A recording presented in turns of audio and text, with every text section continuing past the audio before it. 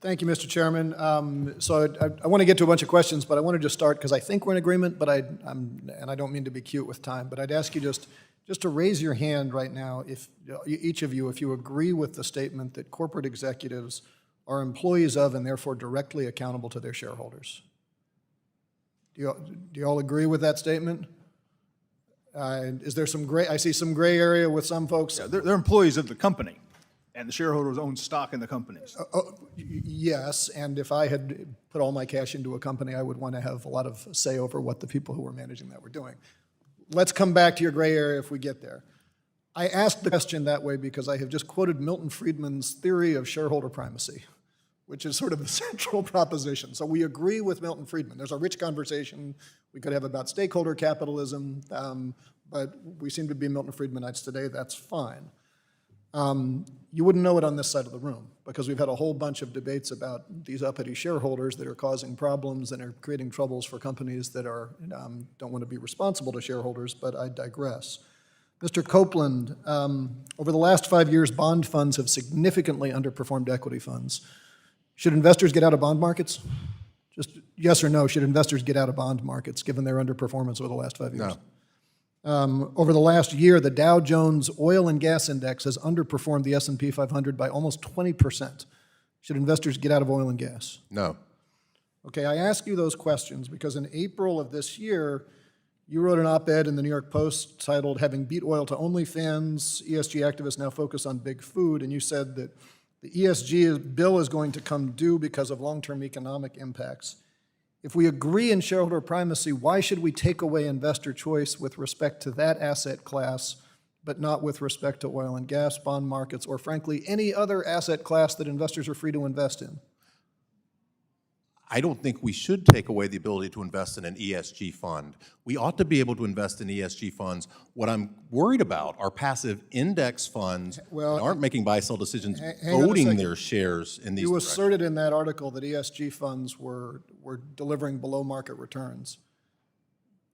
I think in the long run, an ESG fund that screens its stocks is necessarily going to underperform its market benchmarks in the long run. On that basis, so are mid-cap markets. Every investment fund screens stocks for a certain class. People are free to get in those as they wish. If we're going to talk about returns, though, there have been a bunch of state laws that have taken away the rights for investors to invest in ESG, which my colleagues here are trying to take away choice. Cut away all the other nonsense. They are trying to take away choice. Do you know what it has cost in those states that have taken away choice? How much has it cost the Indiana Public Retirement System when their state passed a bill banning their pension funds from investing in ESG funds? You know how much it cost them? I'd have to look very carefully at the study, which I have not read. I'm sure you're going to say it's cost $6.7 billion. How about the Kansas Public Employees Retirement System? I'm not aware of the $3.6 billion. Texas County District Retirement System. $6 billion. These are huge amounts of money that are being lost to the working men and women in this country.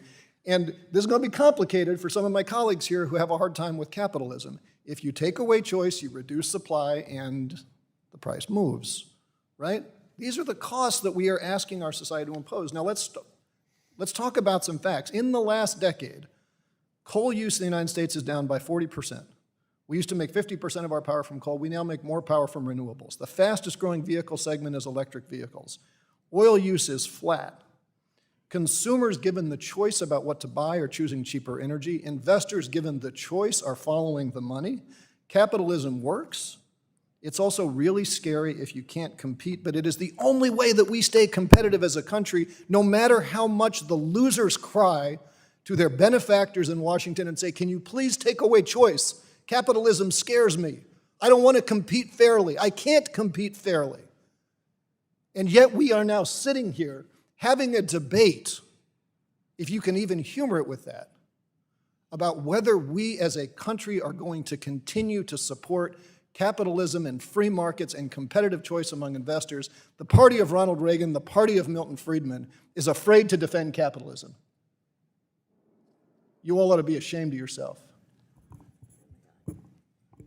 But if it's partisan to defend free markets and competitive and investor rights, let's double down on the partisanship because it's the only way we move forward as a country. I yield back.